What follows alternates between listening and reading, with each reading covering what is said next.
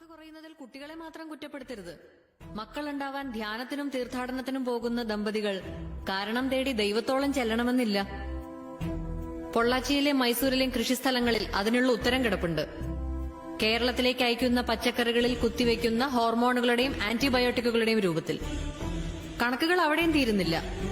50% കഴിഞ്ഞ 10 വർഷത്തിനിടയിൽ കേരളത്തിലെ ക്യാൻസർ ബാധിതരുടെ വർധനാ നിരക്ക്.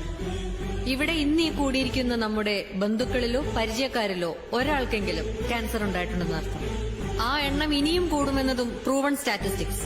അതിൽ കുട്ടികളുണ്ടെങ്കിൽ ലുക്കീമിയയ്ക്കുള്ള സാധ്യത കൂടുതലെന്ന് മറ്റൊരു പേടിപ്പെടുത്തുന്ന കണക്ക്.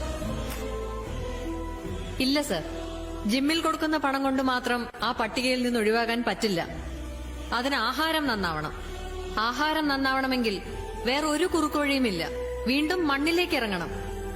ഒരൊറ്റ ബാൽക്കണി, ഒരൊറ്റ ടെറസ്, അല്ലെങ്കിൽ 1/2 സെന്റ് ഭൂമി. ഒരു വീട്ടിലേക്കുള്ള പച്ചക്കറികൾക്ക് അത് ധാരാളം. ആർക്കും സാധിക്കും. ഒരിക്കലും കഴിയില്ലെന്ന് കരുതിയിരുന്ന ഞാൻ ഇന്നേക്ക് 7ാം ദിവസം 2000 പേർക്ക് സദ്യ ഒരുക്കാനുള്ള വിഭവങ്ങൾ നൽകാൻ പോകുന്നു. വെറും 10 ടെറസിൽ നിന്ന്.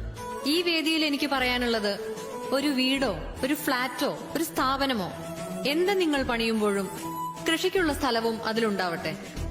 നോക്കാൻ സമയമില്ല എന്ന് ഉടമസ്ഥർ പറഞ്ഞാൽ ആശുപത്രിയിൽ കിടക്കേണ്ടി വരുന്നതിന്റെ 100-1 സമയം വേണ്ടിവരില്ല എന്നവരെ ബോധ്യപ്പെടുത്തുക. ചെലവിനെ പറ്റി പറഞ്ഞാൽ മെഡിക്കൽ ബില്ലിനേക്കാൾ ഒരുപാട് താഴെയാണിതെന്ന് മനസ്സിലാക്കി കൊടുക്കുക. നമ്മുടെ തന്നെ വീടുകളിൽ, നമ്മുടെ തന്നെ ചുറ്റുവട്ടത്ത് നമ്മുടെ കുട്ടികൾക്കുള്ള ആഹാരം. ശിശുരോഗ വിദഗ്ധൻ അല്പം വിശ്രമിക്കട്ടെ.